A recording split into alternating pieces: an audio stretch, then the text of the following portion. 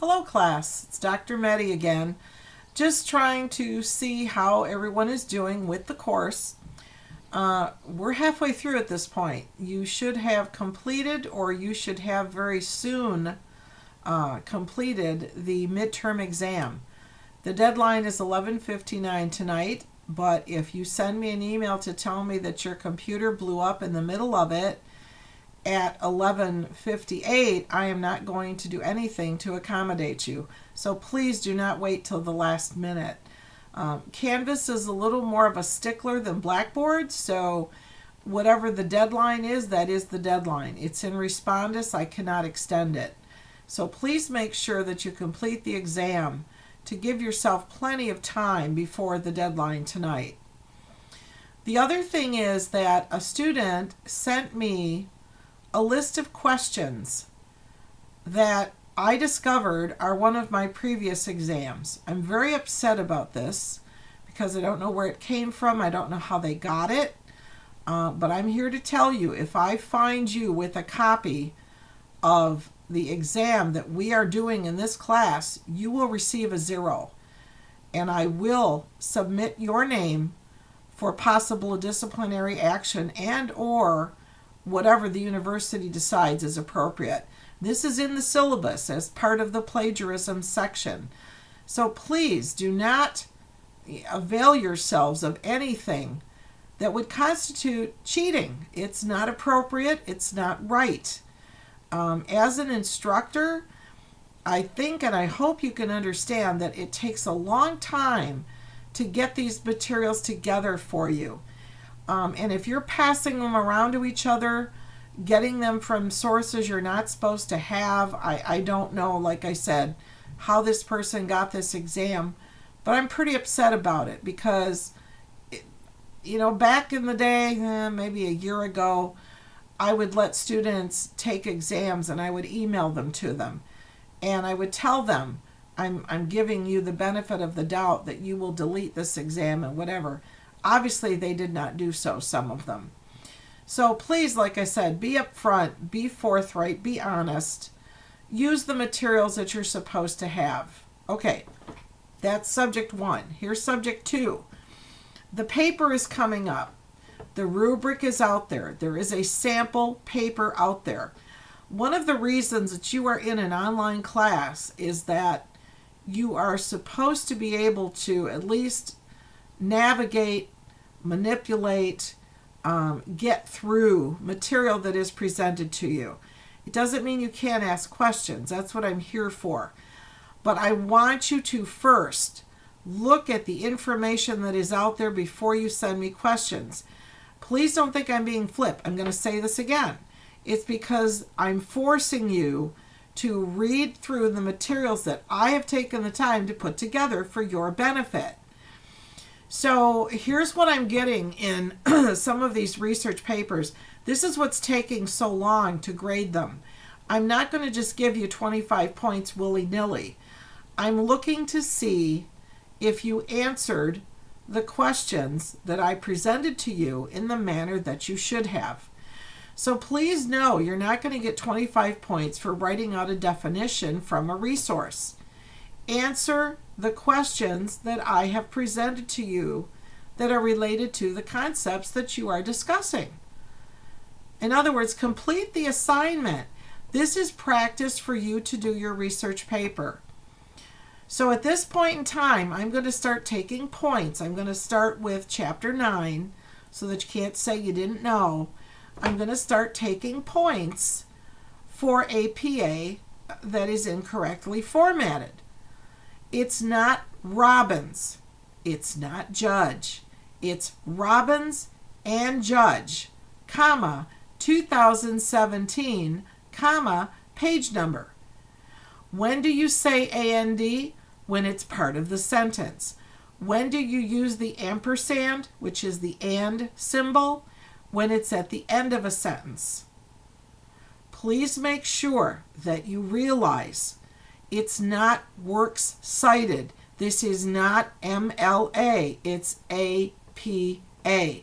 This is the business standard. This is not Dr. Medi trying to make your life miserable. Please know I would not do that.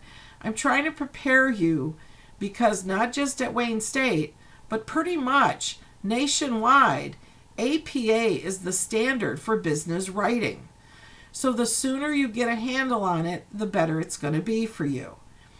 The other thing is with the paper, there's a completed paper out there. Read the paper before you ask me to explain to you what's in the paper.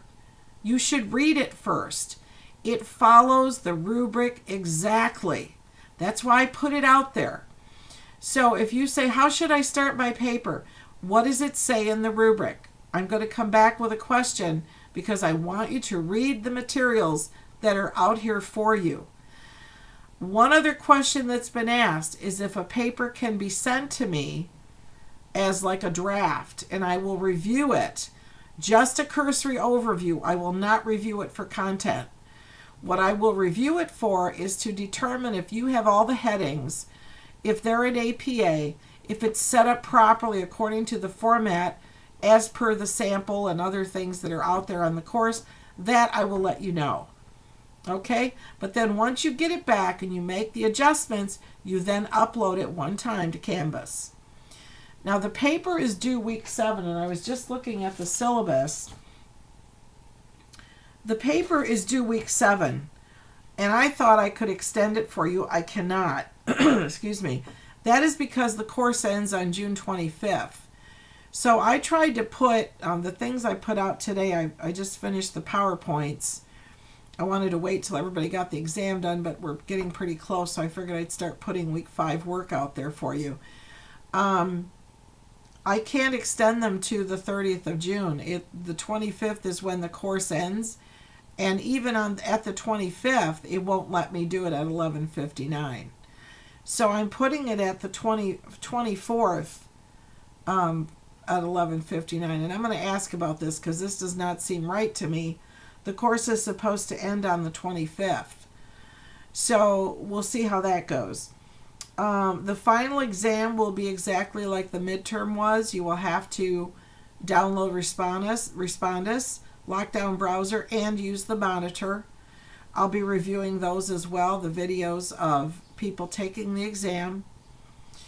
There's also one thing I want to mention to you. You have to submit a PowerPoint that is a synopsis of your paper. This is in lieu of doing a physical presentation. If you go to PowerPoint and you click on slideshow, there is a button about the middle. At least I have, what year of PowerPoint? I'm not sure, but there's a button. It says record slideshow.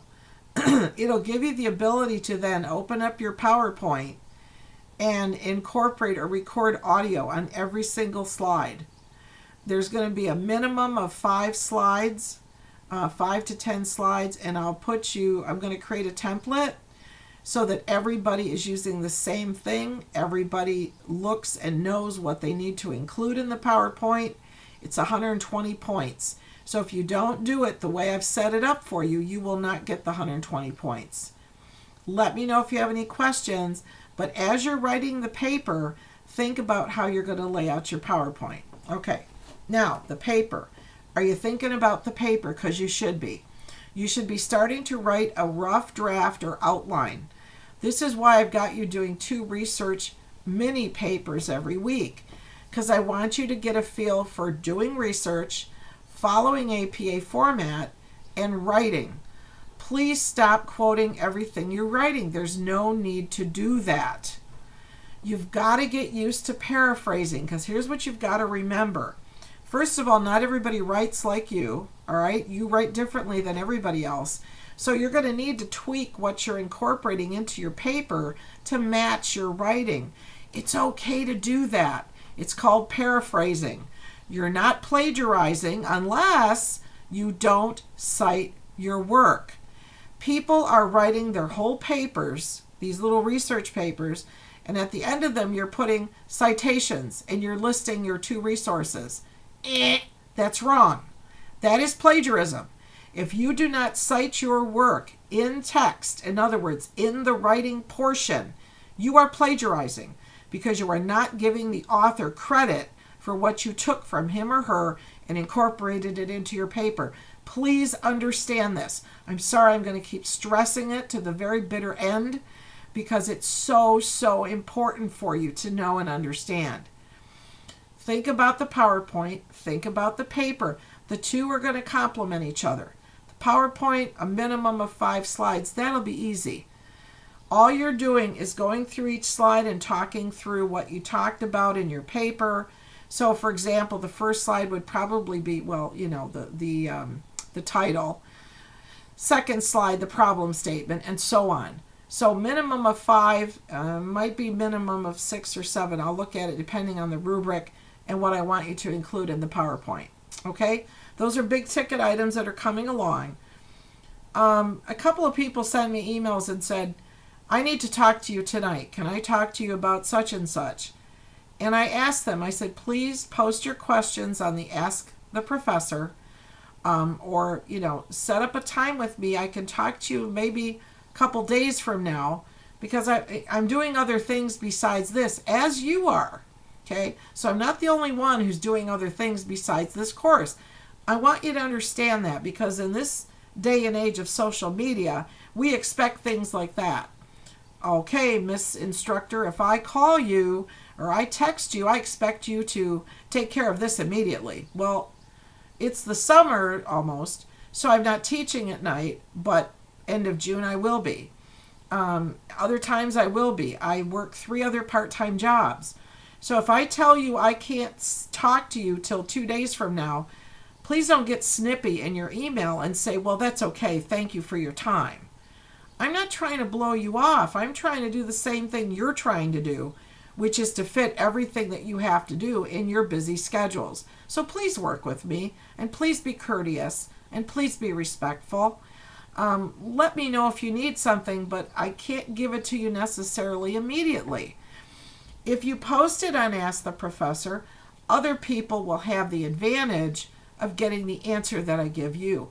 This person didn't want to do that. No, I have questions specific to my work. Well, guess what? If it's APA format, it's not specific to your work because a lot of people are doing the same things. Okay? That's all I can think of for now. I'm in the process of getting the Chapter 9 and Chapter 11 research questions up there for the week. The match games are out there. I fixed them so that you don't have that issue with the paragraph showing all the marks and all formatting marks. So I expect you to upload those in the appropriate format. Don't send me a list of answers. I will not give you credit for it. Complete the assignment as it was intended, please. The research papers, you don't have to put a cover page. That's great if you want to. You don't have to put an abstract. But give me 1 full page of in-depth discussion that covers what was requested in the research assignment. Put your references at the end. You have to have 2 of them. One of them has to be the book. I didn't ask you if you'd like to use it. You have to use it. It's a requirement for the course. Reason being is there's a lot of the materials that are taken out of that for the assignments, for the things that we're doing. So yes, you need to have the book. We've got the 2 exams, we've got the paper, you've got the match games, research. So my point is going forward, starting with Chapter 9, you guys should be perfect on APA. If you're not, then you're not looking at what I'm showing you. There's a whole module that says APA Help. Look at it. Read it. I know you think I'm like, what is her problem? You wouldn't believe I'm getting the same things over and over and over. In your APA, in your citing, in your writing. Please read those. This is going to help you with the paper. I'd rather you do a bunch of research papers. So the first half of the course, I'm not even taking points from it, at least not for APA. I've started to take a few points for people that aren't answering the questions the way I asked, okay, as far as the information. But the APA is there to help you so that when you do the research paper, you get a good grade. Everybody wants an A, right? And I want everybody to have an A. So please, as usual, let me know if you have any questions. Bear with me because I'm learning Canvas with you. I've got a pretty good handle on it. But one problem is that when I'm grading, I don't know if you know in Blackboard, there used to be an option I could click on that said needs grading, and it would only give me the items that I hadn't graded yet. Well, Canvas doesn't do that. So if I click on the link for a certain chapter, whatever, research, it tells me how many are in there to grade, but it starts with the first one onto the last one, whether it was graded or not. So I have to click through. I have to determine it, which is really a time waster. But I'm just letting you know why I'm taking the time to do these research papers right, so that you know exactly what you need to do for your research paper. Or your mini papers, you know what I mean at this point. So let me know if you have any questions. Please bear with me. I appreciate your patience and understanding. My husband also had some health issues, so there were some things we were working through, and we got through those, thank goodness. But I'm hoping that you're getting some ideas on the research papers as far as topics. Please email me at this point and let me know what you plan on writing about. I will email you back. This is what I usually do. And we have some conversation. Written communication. This week is communication. So some written communications so that you understand exactly what you need to do, and there's no question in your mind. The biggest problem is that students try to take on the whole world. So instead of saying, hunger in Toledo, Ohio, they want to cure world hunger. You know what I mean? So we've got to narrow it down, get it into, narrow the scope so that it's not such a huge project. This makes it easier for you when you're writing your paper. Okay? Let me know if you have any questions. I'm here for you. And until next time, Dr. Mehdi signing off. We will see you later. Take care. Bye.